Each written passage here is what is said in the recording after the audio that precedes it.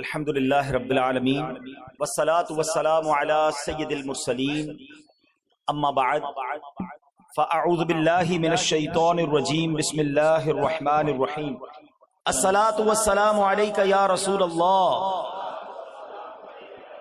وعلی آلک واصحابک یا حبیب اللہ الصلاة والسلام علیک یا نبی اللہ وَعَلَىٰ آلِكَ وَأَصْحَابِكَ يَا نور اللہ۔ درود پاک پڑھنے کے بے شمار فضائل و برکات ہیں۔ آؤ میں آپ کو ایک بہت خوبصورت کیلکولیشن بتاتا ہوں۔ انویسٹمنٹ کرتے ہو نا ایسی جگہ پر کہ جہاں پیسے ملٹی پلائی ہو جائیں۔ پیارے آقا کی حدیث سنو۔ پیارے آقا علیہ السلام فرماتے من صلی علیہ صلاۃ واحدۃ صلی اللہ علیہ عشرہ، جس نے مجھ پر ایک بار درود پاک پڑھا اللہ کریم اس پر 10 رحمتیں نازل فرماتا ہے۔ ومن صلی علیہ عشرا صلی اللہ علیہ مئۃ، جس نے مجھ پر 10 بار درود پاک پڑھا اللہ 100 رحمتیں نازل فرماتا ہے۔ ومن صلی علیہ مئۃ صلی اللہ علیہ الفا، جس نے 100 بار درود پاک پڑھا اللہ 1000 رحمتیں نازل فرماتا ہے۔ کوئی ایک کے 10 کا بزنس، ایک درود 10 رحمتیں، 10 درود 100 رحمتیں، 100 درود 1000 رحمتیں، پڑھتے جاؤ، ملٹی پلائی بائی 10۔ اور آگے سنیں حدیث کا اگلا جز اور خوبصورت ہے، ومن صلی علیہ الفا، جس نے مجھ پر 1000 بار درود پاک پڑھا جنت کے دروازے پر اس کا کاندھا میرے کاندھے سے چھو رہا ہوگا۔ اس سے اچھا کون سا کاروبار ہے، اس سے اچھا کون سا وظیفہ ہے؟ درود پڑھتا جاؤں، رحمتوں کی بارش برستی جائے۔ اور جنت میں میری اور آپ کی تمنا تو یہ ہے کہ آقا کے پیچھے پیچھے چلے جائیں تو بڑی بات ہے۔ آقا فرما رہے ہیں 1000 بار درود پاک پڑھنے والے کو ایسے ساتھ لے کر جاؤں گا کہ اس کا کاندھا میرے کاندھے سے چھو رہا ہوگا۔ تو پھر درود پاک کثرت سے کیوں نہ پڑھیں؟ آئیے مل کر محبت کے ساتھ با آواز بلند درود پاک پڑھ لیں۔ صلو علی الحبیب صلی اللہ تعالی علی محمد صلی اللہ علیہ وسلم۔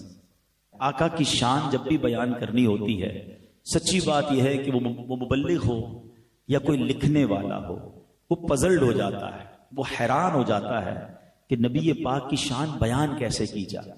اللہ کریم نے اتنے کمالات سے نوازا ہے۔ Each and every aspect of the life of رسول پاک علیہ السلام از امیزنگ۔ سبحان اللہ، اللہ نے ہر صفت میں نبی پاک کو ایسا با کمال بنایا ہے۔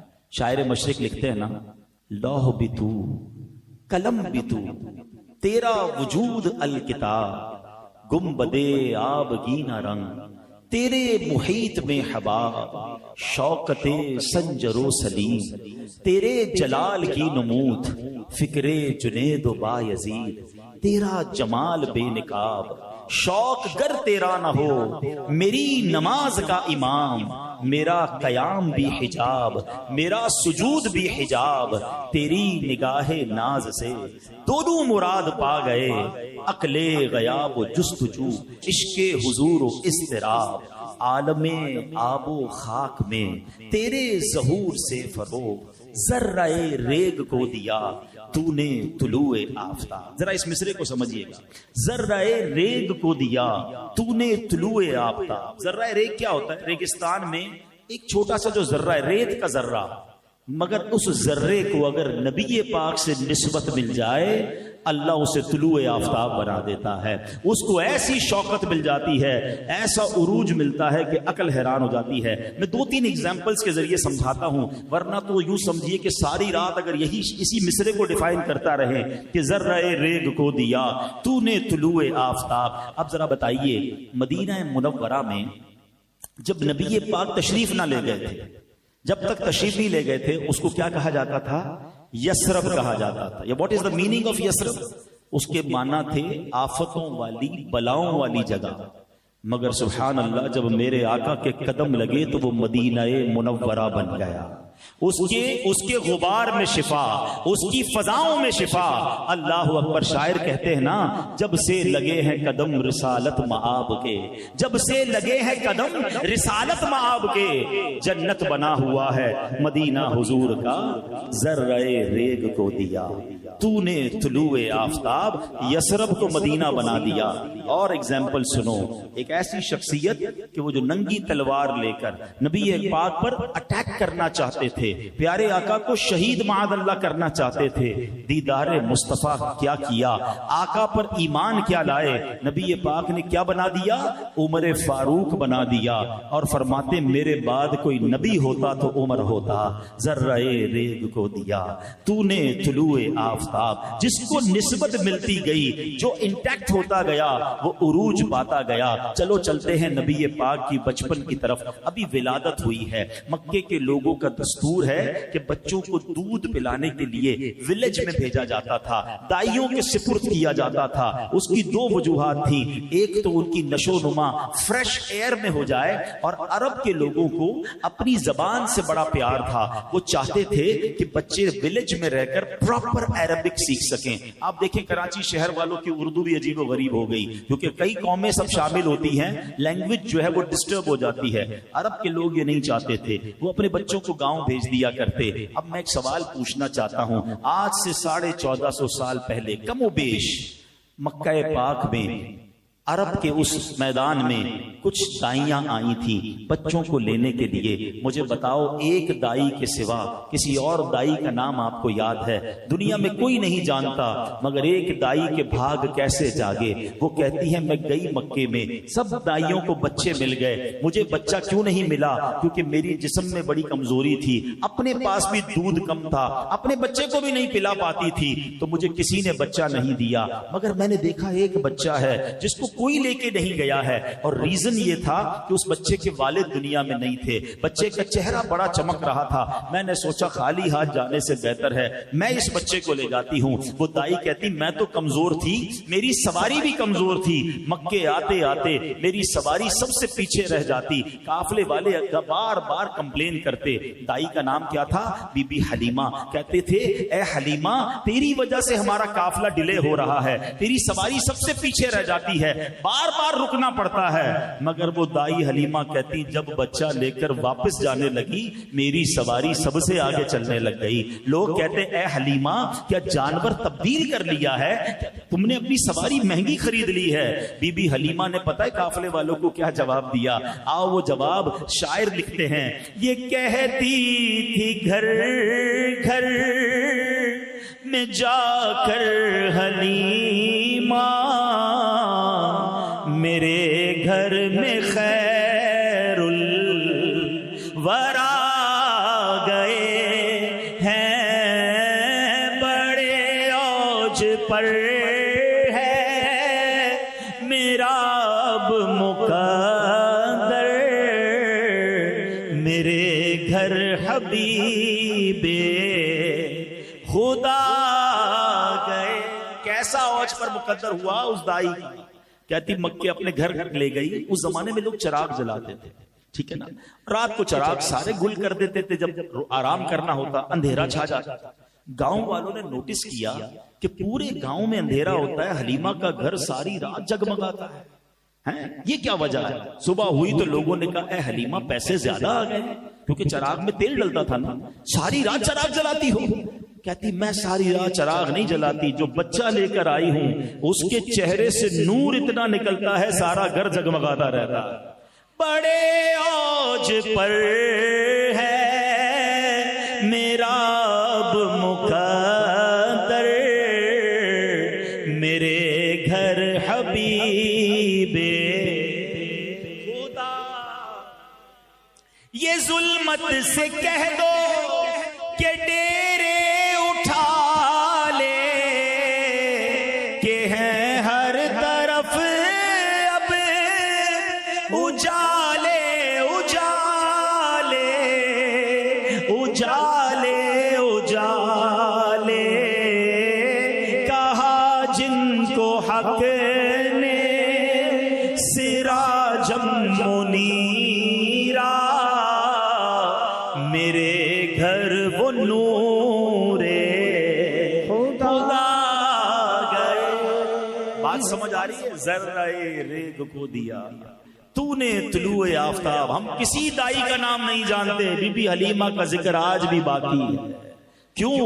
نبی پاک سے نسبت ہو گئی ہے۔ ایک اور خاتون کی بات کروں، میرے آقا ہجرت کر کے مدینے جا رہے ہیں، ٹھیک ہے، اب جب آن دا وے، اب ہم بھی کبھی کراچی سے لاہور جائیں، راستے میں بھوک لگتی ہے تو کسی ہوٹل پہ رکتے ہیں، چائے پیتے ہیں، کھانا کھاتے ہیں۔ اس زمانے میں تو ایسے ہوٹل نہیں تھے، ہائی وے بھی نہیں تھے، بلکہ وہ ٹریول بھی بڑا ڈیفیکلٹ تھا، چھپ کے ہو رہا تھا، دشمنوں کا ڈر بھی تھا۔ تو راستے میں جب کھانے کی ضرورت محسوس ہوئی تو ایک خیمہ نظر آیا، نبی پاک اس خیمے میں جاتے ہیں تو ایک خاتون ہے جو راستے میں کچھ سامان بیچتی تھی۔ آقا نے فرمایا کھانے کو کچھ ہے؟ کھانے کو کچھ نہیں تھا، بھی کچھ نہیں اس کے پاس، ٹھیک ہے نا، مگر نبی پاک اس خیمے میں جو چلے گئے تو اس میں ایک سوکھی سی لاغر سی بکری تھی۔ تو نبی پاک نے فرمایا اگر اجازت دو تو اس کا دودھ نکال لوں۔ کہا حضور اس نے تو کئی سالوں سے دودھ دینا چھوڑ دیا ہے، بالکل سوکھ گئی ہے۔ فرمایا مجھے اجازت دو تو میں نکال لوں۔ نبی پاک نے اپنا ہاتھ مبارک اس کی پیٹھ پر پھیرا، بسم اللہ شریف پڑھی تو اس کے تھن میں دودھ آ گیا۔ نبی پاک نے دودھ پیا، حضرت ابوبکر صدیق نے دودھ پیا، برتن میں دودھ نکلے، اتنا دودھ نکلا کہ اس خیمے میں جتنے برتن تھے سب بھر گئے۔ اب اس کے شوہر واپس آئے، کہتے ہیں ام معبد یہ ہمارے خیمے کی تقدیر کیسے بدل گئی، بڑا رونق نظر آ رہی ہے۔ اچھا وہ جو خاتون تھی نا وہ اتنی مبہوت ہو گئی، اتنی نبی پاک کے حسن کو دیکھا، پیارے آقا کے چہرے کو دیکھا، نام بھی نہیں پوچھا تھا، ان کو نام بھی نہیں پتا تھا، کہ بس ایک مبارک شخصیت آئی تھی، ہمارے بھاگ جگا کر چلے گئے۔ تو انہوں نے کہا بتاؤ تو صحیح ام معبد کو دکھتے کیسے تھے؟ اللہ اکبر، اس خیمے والی نے نبی پاک کا جو حلیہ بیان کیا، موتیوں جیسے الفاظ بیان کیے، یقین کریں جو علماء بیٹھے ہیں یا جنہوں نے سیرت کی کتابیں پڑھی ہیں، آج تک ہر سیرت نگار جب جب نبی پاک کا حلیہ بیان کرتے ہیں ام معبد کے اس خیمے والی کے الفاظ اپنی کتابوں میں لکھتے ہیں تو پتہ یہ چلا کہ ذرہ ریگ کو دیا تو نے طلوع آفتاب۔ اصل بات پتہ ہی کیا ہے؟ ان کے جو غلام ہو گئے، وقت کے امام ہو گئے، نام لیوا ان کے جو ہوئے، ان کے اونچے نام ہو گئے۔ بلکہ سچی بات یہ، اگر یہ منظر آپ آج بھی اگر دیکھنا چاہتے ہیں، اگر آج بھی دیکھنا چاہتے ہیں نا، آپ ان علماء کی لسٹ بنا لیں، ان نعت خوانوں کی لسٹ بنا لیں جو صدق کے دل کے ساتھ میرے آقا سے محبت کی بات کرتے ہیں، عشق رسول کی بات کرتے ہیں، ان کے نام کو بلند کرنے کی بات کرتے ہیں۔ اللہ ان کے ناموں کو بلند کر دیتا ہے، لوگوں کے دلوں میں ان کی عزت ڈال دیتا ہے، کیونکہ بات یہ ہے کہ جس نے نبی پاک سے نسبت حاصل کر لی، بے شک وہ ذرہ ریگ کیوں نہ ہو، ذرہ ریگ کو دیا تو نے طلوع آفتاب۔ تو اگر میں اور آپ چاہتے ہیں ہماری عزتیں بلند ہوں، ہماری جناب اللہ کریم شانیں بلند کر دے، ہم نبی پاک کے چرچے کو بلند کریں، ہم سرکار علیہ الصلوۃ والسلام کی بات کرنا شروع کر دیں، انشاءاللہ آپ پر رحمتوں کا نزول شروع ہو جائے گا۔ تو بہرحال میرے پیارے اسلامی بھائیوں، پیارے آقا کی کچھ ایسی شان کے بارے میں آج میں بیان کرنا چاہتا ہوں کہ سرکار دو عالم علیہ الصلوۃ والسلام کو رب نے اپنا حبیب تو بنایا، مگر رب کریم نے نبی پاک علیہ الصلوۃ والسلام کو کیسی کیسی اتھارٹیز عطا فرمائی ہیں۔ آج دنیا میں ہم بات کرتے ہیں کہ دنیا کا سب سے پاورفل آدمی کون ہے، تو سنا جاتا ہے کسی ملک کے صدر کے بارے میں کہا جاتا ہے کہ جناب جو اس ملک کا صدر ہوتا ہے نا وہ پوری دنیا کا پاورفل آدمی ہوتا ہے، مگر اگر اس کے بھی اختیارات دیکھیں تو وہ ساری دنیا پر نہیں چل رہے ہوتے، چند ملکوں پر اس کا آرڈر چلتا ہے، چند ملکوں پر اس کا کنٹرول چلتا ہے۔ مگر میں اس ہستی کی بات کر رہا ہوں کہ جس کو رب نے کیسے کیسے اختیارات سے نوازا۔ آپ کو شاید یہ معلوم، کچھ لوگوں کو ہوگا، سب کو شاید نہ ہو، یہ تو ہم جانتے ہیں نبی پاک کے معجزات سن کر کہ اللہ نے پیارے آقا کو اس دنیا میں زمین پر بھی اختیار دیا، آسمانوں پر بھی اختیار دیا، اتھارٹیز عطا فرمائیں۔ مگر آج میں آپ کو ایک اور خوبصورت تفصیل بتانا چاہتا ہوں کہ سرکار دو عالم علیہ الصلوۃ والسلام کو دراصل دو قسم کے اختیارات دیے گئے، اختیارات تشریعیہ، اختیارات تکوینیہ۔ ٹھیک ہے، اب ذرا مشکل لفظ لگ رہے ہیں، میں آسان کر دیتا ہوں۔ اختیارات تشریعیہ کی ڈیفینیشن یہ ہے کہ نبی پاک کو رب عز و جل نے شریعت میں بھی اختیار عطا فرمایا، یعنی شریعت کے جو آرڈرز ہیں نبی پاک چاہیں تو کسی کے لیے معاف فرما دیں اور کسی کے لیے پیارے آقا جو چاہیں وہ فرض فرما دیں۔ یہ کیسا اختیار ہے؟ اور پھر اختیارات تکوینیہ یہ ہیں کہ اللہ کریم نے اس کائنات کے تمام نظام میں نبی پاک کو کمال کے اختیارات سے نوازا۔ اب ذرا میں چند ایگزامپلز دوں گا، بہت لمبا بیان نہیں کروں گا، باقی یہ باتیں تو ایسی ہیں کہ ساری رات گزر جائے گی، نبی پاک کی اتھارٹیز کے واقعات ختم نہ ہوں گے۔ اب ذرا سنیے اختیارات تشریعیہ کی مثال، بڑی پیاری مثال ہے۔ ایک بار نبی پاک علیہ السلام کی بارگاہ میں ایک شخص آیا، حضرت ابو ہریرہ رضی اللہ عنہ اس کے راوی ہیں، وہ کہتے ہیں ہلکت یا رسول اللہ، یا رسول اللہ میں ہلاک ہو گئے۔ نبی پاک علیہ السلام نے فرمایا ما شأنک، کیا بات ہو گئی، کیسے ہلاک ہو گئے؟ حضور میں اپنی زوجہ کے ساتھ روزے کی حالت میں وہ کر چکا جس کی اجازت نہیں ہے۔ تو نبی پاک علیہ السلام نے فرمایا هل تجد ما تعتق رقبہ، کیا تم غلام آزاد کر سکتے ہو؟ اب اس کا کفارہ بیان کر رہے ہیں۔ تو کہتا ہے لا یا رسول اللہ، میں تو غلام آزاد کرنے کی طاقت نہیں رکھتا۔ اب فرمایا فهل تستطيع ان تصوم شهرين متتابعين، کیا تم 2 مہینے لگاتار روزے رکھ سکتے ہو؟ اب نبی پاک فرماتے فهل تستطيع ان تطعم 60 مسکینا، کیا تم 60 مسکینوں کو کھانا کھلا سکتے ہو؟ اب یہ کفارے کی 3 کیٹیگریز تھی نا، یا تو غلام آزاد کریں، یا 60 مسلسل روزے رکھیں، یا 60 مسکینوں کو کھانا کھلائیں۔ کہتے حضور میں 60 مسکینوں کو بھی نہیں کھلا سکتا۔ اب کوئی کفارہ ادا کرنے کی اس کے اندر ایبلٹی نہیں ہے، تو وہ جا کے بیٹھ گئے۔ تھوڑی دیر ہوئی تو نبی پاک علیہ السلام کی بارگاہ میں ایک صحابی رسول ایک کھجوروں کا ٹوکرا لایا۔ نبی پاک فرماتے وہ کدھر ہے؟ اب دیکھیں کتنا پیار ہے اپنے امتی سے، آتا ہے فقیروں پہ انہیں پیار کچھ ایسا، خود بھیک دیں اور خود کہیں منگتا کا بھلا ہو۔ فرماتے وہ کدھر گئے جو تھوڑی دیر پہلے آئے تھے؟ وہ آئے تو نبی پاک فرماتے ہیں خود ھذا فتصدق، آقا فرماتے ہیں کہ لے جاؤ اور اب جا کر اس کو صدقہ کر دو، فقیروں میں بانٹ دو۔ تو وہ کہتا ہے حضور میں اپنے سے زیادہ کس محتاج پر صدقہ کروں؟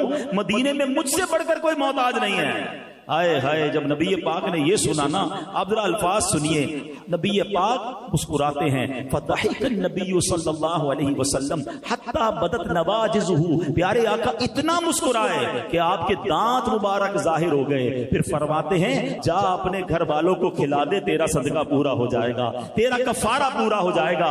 یہ شریعت کا اصول نہیں ہے کہ بندہ خود ہی اپنے گھر والوں کو کھلائے اور اس کا کفارہ بھی پورا ہو جائے، مگر اللہ نے ایسے اختیارات عطا فرمائے کہ نبی پاک نے اس کا جو کفارہ تھا وہ سمجھ لے خود ہی عطا فرمایا اور کہا اپنے گھر والوں کو کھلا، تیرا صدقہ پورا ہو جائے گا۔ اس سے پتا چل رہا ہے کہ اللہ نے کیسی اتھارٹیز جناب رسول اللہ صلی اللہ تعالی علیہ وسلم کو عطا فرمائی۔ ایک اور واقعہ سنیے، پیارے آقا علیہ السلام کی بارگاہ میں ایک شخص حاضر ہوتا ہے، کہتا ہے میں اسلام کو قبول کر لوں گا، شرط یہ ہے 2 نمازیں پڑھوں گا۔ اب مجھے بتائیے سب سے پہلا فرض کیا ہے؟ نماز۔ نمازیں کتنی فرض ہیں؟ 5 ہیں۔ کوئی ایک نماز نہ پڑھے اس کے لیے عذاب کی وعید ہے۔ سرکار دو عالم علیہ السلام نے اس کو اجازت دی اور اس نے اسلام قبول فرما لیا۔ اب یہ کیسی اتھارٹی ہے؟ اللہ کریم نے کس قدر اجازت عطا فرمائی، سبحان اللہ۔ ایک بار پیارے آقا علیہ السلام کی بارگاہ میں بڑا عجیب واقعہ ہوا یہ کہ نبی پاک علیہ السلام نے ایک اعرابی سے گھوڑا خریدا، ڈیل ہو چکی تھی مگر وہ مکر گیا، کہتا ہے آپ نے نہیں خریدا۔ اب جو بھی وہاں سے صحابی گزرتا نبی پاک اس سے کہہ رہے تم نے بیچا، وہ کہتا نہیں میں نے نہیں بیچا۔ تو ہر صحابی جو بزرگ گزرتے تھے وہ کہتے کتنا خراب آدمی تم نبی پاک کو جھٹلا رہے ہو، مگر وہ کہتا گواہ لے کر آؤ۔ بھائی اگر میں کہہ رہا ہوں نہیں، آپ کہہ رہے ہیں ہاں، تو کوئی گواہ لے کر آئے۔ اب اس وقت جب ڈیل ہوئی تھی تو کوئی گواہ نہیں تھا۔ اللہ اکبر۔ اب کیا ہوا؟ حضرت خزیمہ گزرے، انہوں نے جا کر کہا میں گواہی دیتا ہوں کہ تم نے نبی پاک کے ہاتھ بیچا۔ اچھا بھیا نبی پاک علیہ السلام کی سچائی دیکھیں، ہمارے پاس کوئی آ جائے غلط گواہی دے، ہم کہتے چلو کام تو ہو گیا نا، مسئلہ تو حل ہو گیا۔ نبی پاک فرماتے تم کیسے گواہی دے رہے ہو؟ آپ تو تھے ہی نہیں، جب یہ ڈیل ہوئی اس وقت تو آپ موجود ہی نہیں تھے، آپ کیسے گواہی دے رہے ہیں؟ ہائے ہائے، حضرت خزیمہ کا ایمان افروز جواب سنیں۔ وہ کہتے ہیں یا رسول اللہ میں آپ کی گواہی اس لیے دے رہا ہوں کہ آپ کے بتائے ہوئے دین پر ایمان لایا ہوں، آپ کے ذریعے ہی میں نے جانا ہے اللہ ایک ہے۔ حضور آپ آسمان و زمین کی خبریں دیتے ہیں، میں جب اس پر ایمان لایا ہوں تو اگر آپ فرما رہے ہیں کہ گھوڑا آپ نے خریدا ہے، میں کیسے گواہی نہ دوں کہ آپ سچ فرما رہے ہیں؟ اللہ اکبر۔ جب گواہ آ گیا ڈیل تو پوری ہو گئی، مگر نبی پاک کو ان کی ادا ایسی پسند آئی، آقا نے فرمایا آج کے بعد خزیمہ ایک بندے کی گواہی 2 بندوں کے برابر ہو جائے گی۔ شریعت کے معاملات میں 2 گواہ چاہیے ہوتے تھے نا، مگر حضرت خزیمہ جب بھی جا کر گواہی دیتے تھے وہ 2 بندوں کی گواہی کاؤنٹ کی جاتی تھی۔ یہ کون کر سکتا ہے؟ یہ اجازت کون دے سکتا ہے جس کو رب عز و جل نے شریعت پر بھی اختیار عطا فرمایا؟ اللہ اکبر۔ جب حج فرض ہونے کی آیت نازل ہوئی، ایک صحابی کہتے ہیں حضور کیا ہر سال حج فرض ہے؟ نبی پاک خاموش رہے۔ دوبارہ پوچھا حضور ہر سال حج فرض ہے؟ پیارے آقا خاموش رہے۔ 3 بار سوال کیا، نبی پاک خاموش رہے۔ پھر ارشاد فرمایا اگر میں ہاں کہہ دیتا تو ہر سال حج فرض ہو جاتا۔ یعنی نبی پاک نے ہم پر مشقت نہ ہو، امت پر مشکل نہ ہو، اس لیے جواب عطا نہ فرمایا۔ مگر اس جواب میں ایک اور راز بھی تو پتا چل رہا ہے نا کہ اللہ نے اتھارٹی کیا دی تھی کہ آپ کی زبان مبارک سے نکل جاتا تو حج ہر سال فرض ہو جاتا۔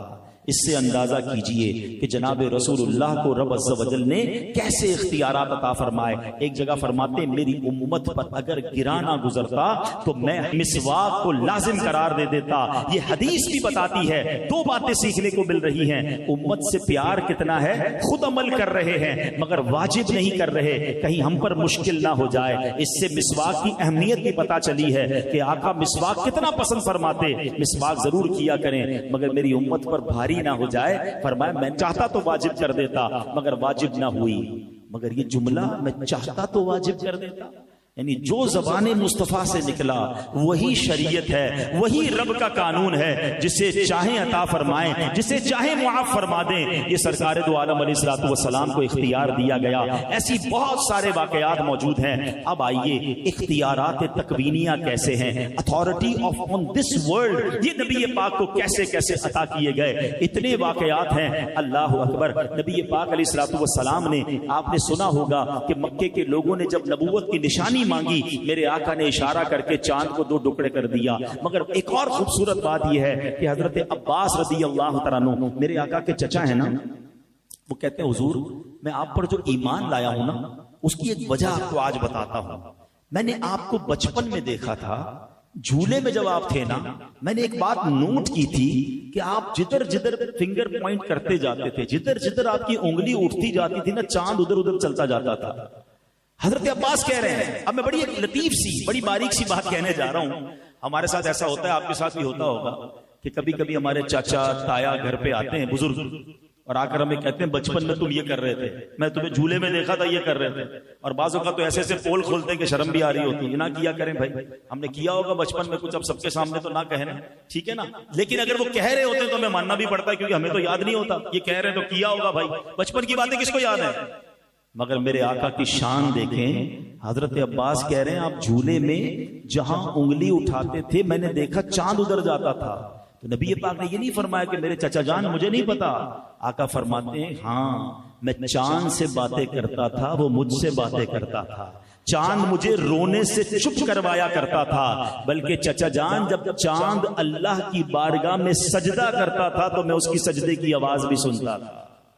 بچپن میں یہ عالم ہے جناب رسول اللہ کا۔ اللہ اکبر۔ جبھی تو اعلیٰ حضرت لکھتے ہیں نا، چاند جھک جاتا جدھر انگلی اٹھاتے مہد میں، چاند جھک جاتا جدھر انگلی اٹھاتے مہد میں، کیا ہی چلتا تھا اشاروں پر کھلونا نور کا۔ ارے بچپن میں جس کی سماعت کا عالم یہ ہے، شباب میں عالم کیا ہوگا۔ ہم صلاۃ و سلام میں پڑھتے ہیں نا، اللہ اللہ وہ بچپنے کی پھبن، اس خدا بھاتی صورت پہ لاکھوں سلام۔ یہ نبی پاک کی اختیارات کا عالم ہے، جھولے میں ہیں اور جدھر اشارہ فرما رہے ہیں ادھر چاند جا رہا ہے کوئی ایسا مختار اس دنیا میں، ہے کوئی ایسی اتھارٹی والا۔ اللہ اکبر۔ مولا علی کی نماز کا واقعہ تو کئی بار سنا ہوگا کہ دعا کر کے سورج کو پلٹا رہے ہیں۔ ارے آج سائنس کہتی ہے ہم جناب اتنا پرفیکٹ سورج کی رفتار ہے، ہم بتا سکتے ہیں کہ آج کتنے بج کر کتنے منٹ پر مغرب کا ٹائم ہوگا، اور مغرب کے بعد عشاء ہی کا ٹائم ہوتا ہے۔ مگر وہ دن کیسا تھا کہ وقت مغرب ہونے کے بعد پھر عصر کا ٹائم ہو رہا ہے، کیونکہ مولا علی کی نماز باقی ہے۔ یہاں بھی دو باتیں سیکھنے کو مل رہی ہیں۔ نبی پاک کے اختیار کو تو سنتے جائیے، مگر مولا علی کا نماز سے پیار کیسا ہے کہ آپ افسردہ ہیں، آنکھوں میں آنسو ہیں۔ سرکار دو عالم علیہ السلام بیدار ہو کر پوچھتے ہیں اے علی کیوں غمزدہ ہو؟ کہتے حضور جب سے ایمان لایا ہوں کوئی نماز قضا نہیں ہوئی ہے۔ اے پنجتن پاک سے محبت کرنے والوں، تمہاری نماز کیسے قضا ہو جاتی ہے؟ اب ذرا غور کیجئے، یہ باتیں ساتھ ساتھ سیکھتے جائیے۔ بہرحال کیسے کیسے کمالات ہیں۔ ایک بار جمعے کا دن ہے، بخاری شریف کی حدیث، نبی پاک خطبہ دے رہے ہیں، ٹھیک ہے، اور ایک صحابی آئے اور کہتے ہیں یا رسول اللہ، ہمارے حدیث پاک کا خلاصہ بیان کر رہا ہوں، بارش نہیں ہو رہی، بہت عرصہ ہو گیا، کھیت سوکھ گئے، کنویں سوکھ گئے، جانور پیاسے، یا رسول اللہ بارش چاہیے۔ اچھا میں واقعہ روکتا ہوں، ایک سوال کریٹ کرتے ہیں، وہ تو صحابی رسول تھے، کیا انہیں نہیں پتا تھا کہ بارش تو اللہ کی طرف سے آتی ہے؟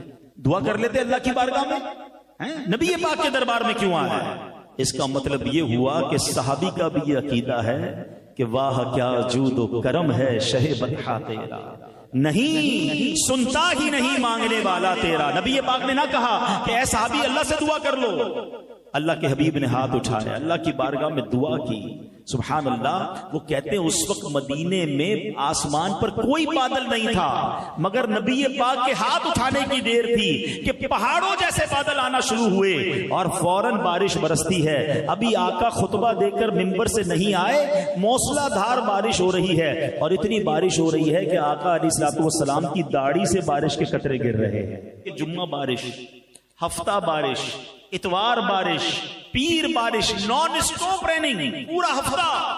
اگلا جمعہ آ گیا، حدیث کے الفاظ ہیں وہی صحابی یا کوئی اور کھڑے ہوئے، کہتے ہیں حضور کرم کیجئے، بارش رکوائیے۔ Again there is a question, if you want to stop rain in your city, why you not asking in the court of Allah subhanahu wa ta'ala? اللہ سے مانگو نا۔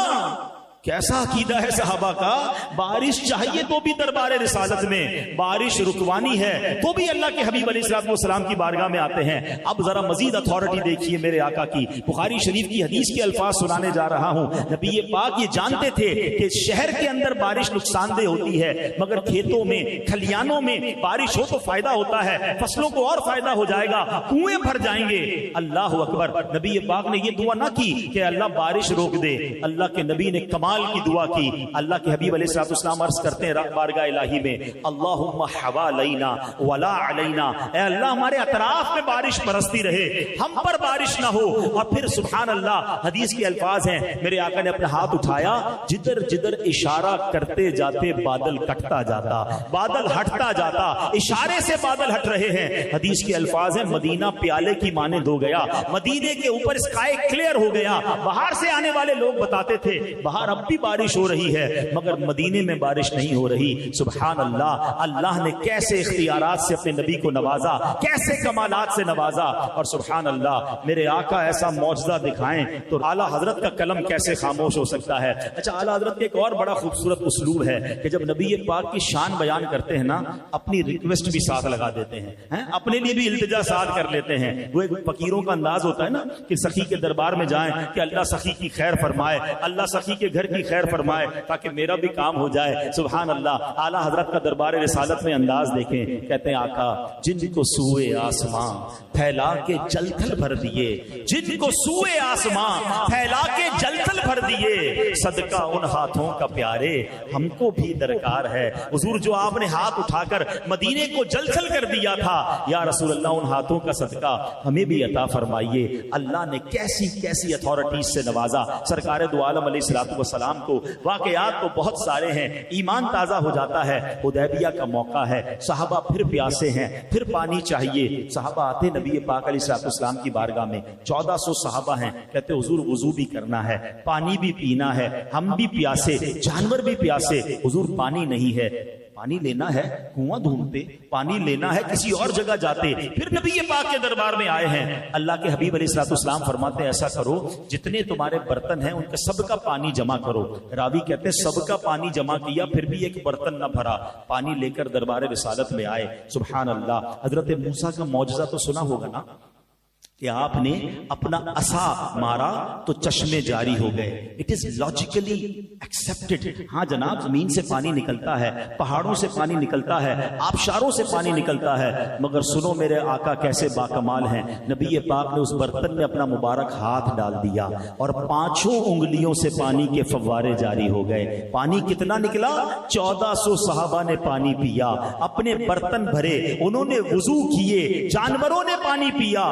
راوی کہتے ہیں ہم 1400 تھے مگر 1,00,000 صحابہ ہوتے، سب کو پانی پورا ہو جانا تھا۔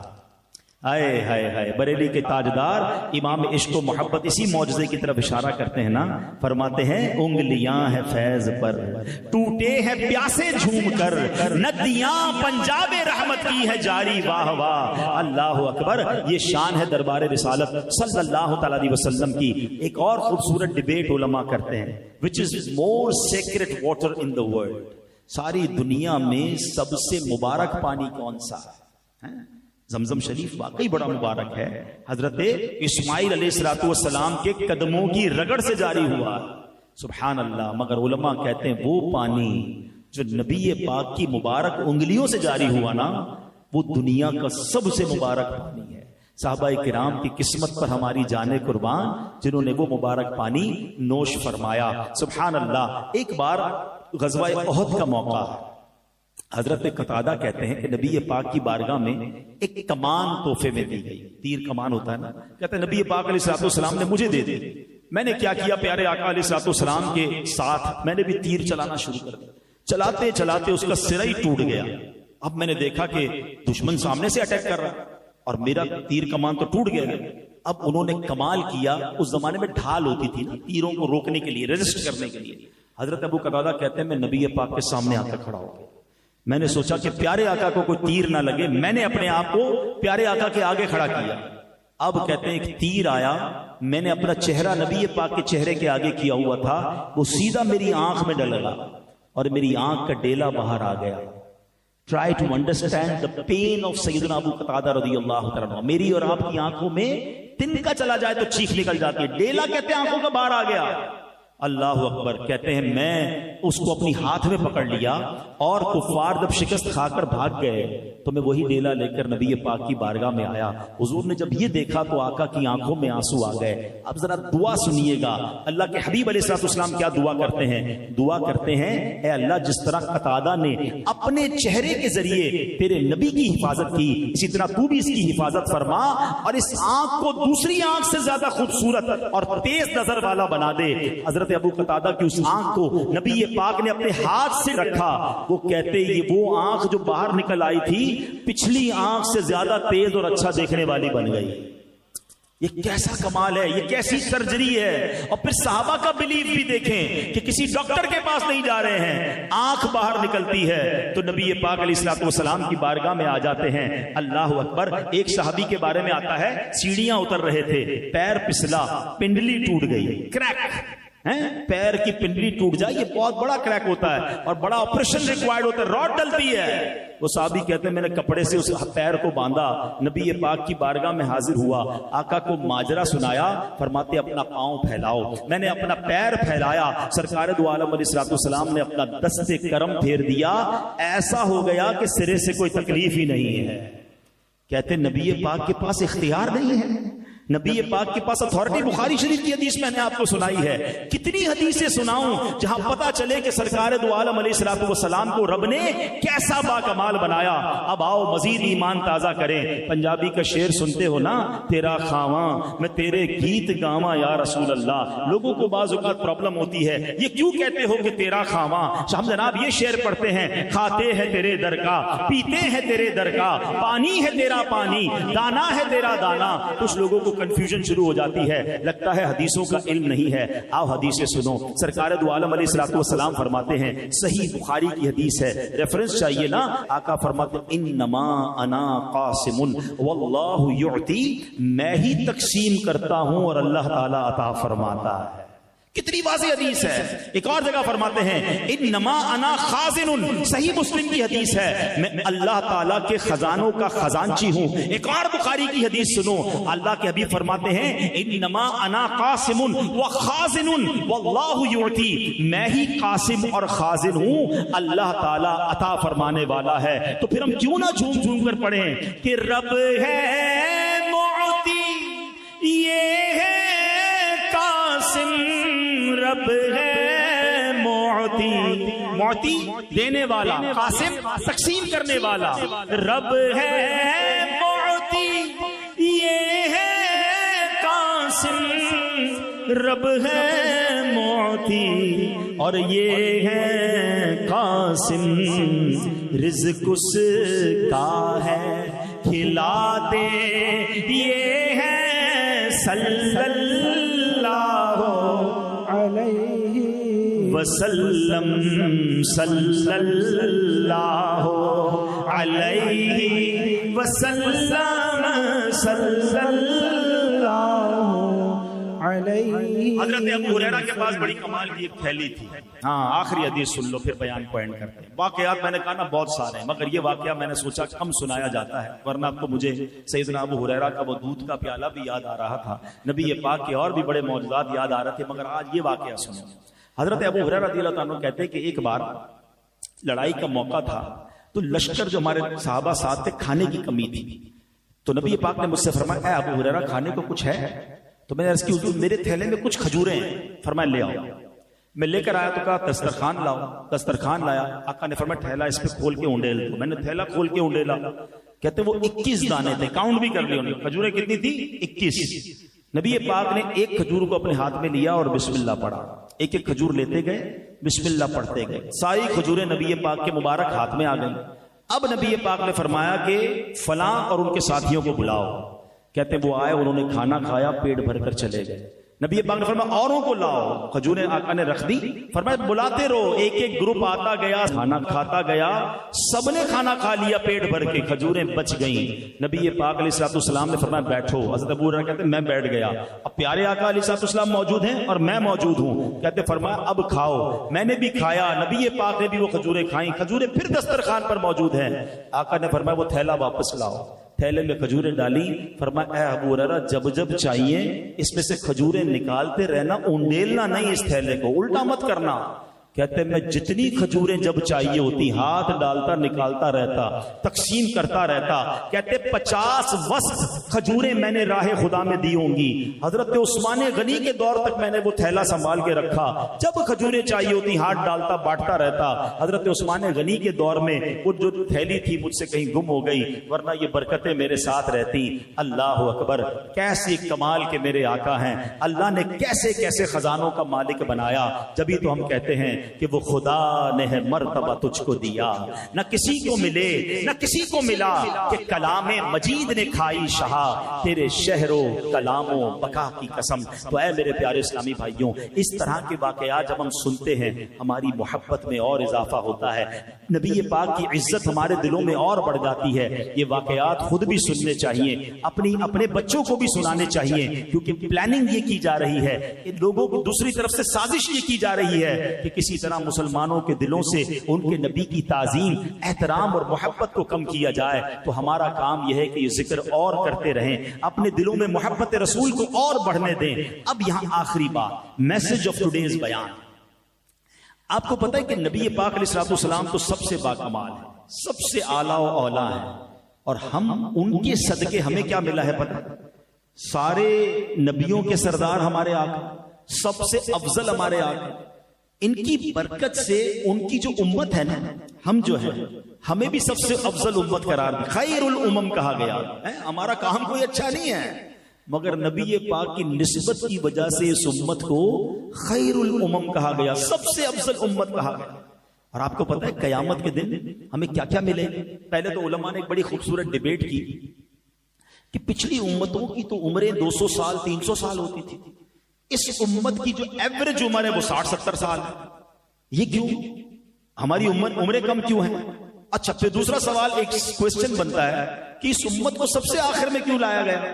سبحان اللہ، دونوں کی بڑی پیاری عشق والی وجہ علماء بیان کرتے ہیں۔ فرماتے جب قرآن پڑھتے ہو، ہم قرآن پڑھتے ہیں تو پچھلے نبیوں کی امت کے عیب ہمارے سامنے آتے نہیں آتے؟ حضرت موسیٰ کی قوم نے کیا مسٹیکس کی، حضرت عیسیٰ کی قوم نے کیا مسٹیکس کی، ان پر عذاب آئے، حضرت لوط کی قوم نے کیا کیا، کتنے بڑے بڑے گناہ کیے، وہ سارے ہم پڑھ رہے ہیں، قرآن میں واقعات موجود ہیں۔ فرمایا میرے محبوب کی امت سب سے آخر میں آئے، اس کا پردہ رہے، کوئی اور امت جان نہ سکے ان کے عیب کیا، ہمارے عیب چھپائے گئے ہمیں آخر میں لا کر۔ آج جو عیب کسی پر نہیں کھلنے دیتے، آج جو عیب کسی پر نہیں کھلنے دیتے، کب وہ چاہیں گے میری حشر میں رسوائی ہو۔ فرمائے عمر چھوٹی ہے، اس کا فائدہ سنو۔ انسان کی اگر ایوریج ایئر 60-70 سال ہے، 15 سال تو نابالغی کے نکل گئے، اس کا تو حساب ہی نہیں ہے۔ اگر 8 گھنٹے ایوریج سوتا ہے تو 20 سال نیند میں گزر گئے۔ تب میری امت کو 15-20 سال کا جواب دینا پڑے گا، باقی امتوں کو 100-200 سال کا جواب دینا آسانی سے گزر جائے۔ مگر کمال یہ ہے کہ محشر کے دن آئے ہم سب سے آخر میں ہیں، مگر سب سے پہلے حساب اس امت کا لیا جائے تاکہ یہ سب سے پہلے فارغ ہو جائیں۔ اور سبحان اللہ، جب تک نبی پاک اور ان کی امت جنت میں داخل نہ ہوگی، کوئی اور امت جنت میں داخل نہ ہو سکے۔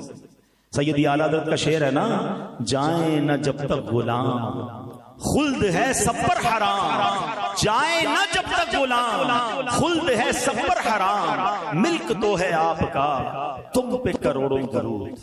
تو جناب اتنی بڑی مہربانی ہم پر ہو گئی، ہم نے اس کے لیے کوئی اسٹرگل کی، کوئی کوشش کی؟ ایسا ہے ہم میں سے کوئی جس نے اللہ سے مانگا ہو یا اللہ ہمیں نبی پاک کا امتی بنانا، حضرت عیسیٰ کا حضرت موسیٰ کا امتی نہ بنا دینا، آخری نبی کا امتی بنانا، without any asking, without any struggle، ہمیں بن مانگے اتنی بڑی نعمت مل گئی۔ کتنی بڑی نعمت! حضرت موسیٰ ایک بار تورات پڑھ رہے تھے، پڑھتے پڑھتے انہوں نے پڑھا کہ ایک ایسی امت ہوگی جس کے یہ فائدے، جس کے یہ کمالات، جس کے یہ فضائل۔ آپ نے کہا یا اللہ یہ امت میری امت کر دے۔ کہا اے موسیٰ یہ امت میرے آخری نبی کی امت ہے۔ کہا یا اللہ پھر مجھے بھی آخری نبی کا امتی بنا دے۔ کلیم اللہ تمنا کر رہے ہیں اس امت میں داخل ہونے کا، اور ہمیں بن مانگے بنا دیا گیا۔ مگر کوئی رسپانسبلٹی بنتی ہے کہ نہیں؟ اگر آپ کو بن مانگے کوئی بڑا انعام دے دیا جائے تو کوئی تو تھینکس گیونگ بنتا ہے نا، کوئی تو شکرانہ بنتا ہے، کوئی تو ذمہ داری بنتی ہے کہ یار بن مانگے اتنی بڑی ذمہ داری، اتنا بڑا ریوارڈ۔ اب اے امتیوں کم از کم یہ تو ہماری ذمہ داری بنتی ہے کہ ہم کم از کم ایسے امتی تو بن جائیں کہ مجھے دیکھ کر کوئی کہے کہ امتی ایسا ہے تو آقا کیسے ہوں گے، امتی اتنا سچا ہے تو اس کے نبی کیسے صادق ہوں گے، امتی اتنا امانت دار ہے اس کے آقا کیسے امین ہوں گے، امتی کے اخلاق اتنے اچھے ہیں تو نبی پاک کے اخلاق کیسے ہوں گے۔ مگر انفارچونیٹلی اس کا الٹ ہوتا جا رہا ہے۔ آج امت کو دیکھ کر لوگ اسلام کو برا بھلا کہہ رہے ہیں۔ آج ہم مسلمان آپس میں کاروبار کرنے میں ڈر رہے ہیں۔ آج مسلمان کے وعدوں پر یقین نہیں آ رہا ہوتا کہ یار یہ بات جو کر رہا ہے سچ کہہ رہا ہے کہ نہیں کہہ رہا، میں پیسے دوں گا ٹائم پہ ملیں گے نہیں ملیں گے۔ ہم اپنے ملک کی یا مسلم ملک کی پروڈکٹ خریدنے میں ڈر رہے ہوتے ہیں۔ ہم کہتے ہیں میڈ ان پاکستان نہیں، فلاں میڈ ان ملک کی لو، یار وہ سچا بولتے ہیں۔ کیا یہ نبی پاک کی تعلیمات تھی؟ اب سوچئے کہاں جا رہے ہیں۔ یہ تو ذمہ داری لونا یار کہ میں کم از کم امتی تو سچا بن کے بتاؤں۔ بن مانگے اللہ نے اتنا بڑا احسان کیا، میری خوش قسمتی میں تیرا امتی، تو کجا من کجا، نعت میں تو پڑھتے ہیں، مگر اس خوش قسمتی کا کوئی تو رسپانسبلٹی ہم لینا۔ اچھا جب ایسی باتیں ہوتی ہیں نا بیان میں، اب شیطان بھی تو اپنا کام کر رہا ہوگا نا، وہ دماغ میں یہ بات ڈلے گا یار یہ مولانا صاحب باتیں تو بڑی بڑی کر رہے ہیں، سارے ہی جھوٹ بولتے ہیں، سارے ہی ملاوٹ کرتے ہیں، سارے ہی دھوکہ دیتے ہیں، میں اکیلا کیا کروں گا۔ مجھے سب کی قبر میں نہیں جانا، اپنا فیصلہ خود کرے، اپنے حصے کا چراغ تو جلاؤ نا۔ میں قبر میں جاؤں، مجھے قبر میں اکیلے جانا ہے سب کے ساتھ جانا ہے؟ جب مجھے اکیلے جانا ہے اپنی قبر میں خود جواب دینا ہے، نبی پاک کا دیدار بھی ہوگا قبر میں، تو میں وہاں جا کر کہہ تو سکوں کہ یا رسول اللہ میں اپنے حصے کا چراغ جلا کر آیا، میں سچ بول کر آیا، میں امانت داری سے آیا، حضور میں نے آپ کے دین کی کچھ خدمت کی ہے، میں اسلام کے نام کو بلند کرنے کی کوشش کی، میں نے اسلام کے نام کو روشن کرنے کے لیے کچھ کام کیا۔ ایک بات تو آج نیت کر کے جانا ہے کہ یار اگر میں اسلام کا نام روشن نہیں کر سکتا کم از کم بدنام تو نہ کروں۔ ہونا تو یہ چاہیے کہ نبی پاک کے پرچم کو ساری دنیا میں ہم مل کر بلند کریں۔ وہ دن پھر آ سکتے ہیں، پہلے ایسے دن تھے کہ صحابہ کرام کو، اولیاء کرام کو دیکھ کر لوگ مسلمان ہوتے تھے، ان کو بولنا نہیں پڑتا تھا، چہرہ دیکھ کر لوگ مسلمان ہو جاتے تھے، ان کے پڑوس میں رہنے آتے تھے، پڑوسی کی اخلاق دیکھ کر مسلمان ہو جاتے تھے، ان سے بزنس کرتے تھے، بزنس کرتے کرتے اسلام قبول کر لیتے تھے۔ کیا ہمارے پڑوس میں آ کر کوئی غیر مسلم مسلمان ہو جائے گا؟ ہمارا تو اپنا مسلمان پڑوسی پریشان ہے ہم سے، ہم کہتے ہیں بیڑا غرق ہوتا ہو تو اس کا ہو جائے، ہمارا کام سیدھا ہونا چاہیے۔ نہیں، یہ اسلام نہیں ہے۔ اللہ کرے دل میں اتر جائے میری بات، نیت کیجئے، آج نیت کر لیں کہ بس آج کے بعد ہماری کوئی نماز قضا نہیں۔ The best gift which you have to give to رسول پاک علیہ السلام، نبی پاک کو بہترین تحفہ اگر آپ دینا چاہتے ہیں نا، وہ خود فرماتے ہیں جعلت قرۃ عینی فی الصلاۃ، نماز میں میری آنکھوں کی ٹھنڈک ہے۔ میں کیسا امتی ہوں کہ نبی پاک کی آنکھوں کی ٹھنڈک نماز قضا کر دیتا ہوں۔ کسی بھی صورت میں میری نماز قضا نہیں ہونی چاہیے۔ آج طے کر لو، سفر ہو، ٹریول ہو، گھر پہ ہوں، کاروبار پہ ہوں، کچھ بھی ہو جائے، نماز کا ٹائم ہو میری نماز پہلے پڑھیں گے انشاءاللہ۔ نماز کی نیت کریں، اپنی زندگی میں بدلاؤ لائیں، پھر دیکھیں وہ ہم اپنے کہتے ہیں ہم ایک قدم بڑھائیں گے نا اللہ کی طرف، اللہ کی رحمت کی طرف، وہ 10 قدم بڑھ کر رحمت ہماری طرف آئے، کام آسان ہوتے چلے جائیں گے الحمدللہ۔ ایسی پیاری باتیں دعوت اسلامی کی اس پیارے ماحول میں سکھائی جاتی ہیں۔ دعوت اسلامی کی اگر اسی طرح اجتماعات میں آتے رہیں گے، بیانات سنتے رہیں گے، مدنی چینل دیکھتے رہیں گے تو عشق رسول میں اضافہ ہوگا، نبی پاک سے محبت میں اضافہ ہوگا۔ آمین بجاہ النبی الامین صلی اللہ علیہ وسلم۔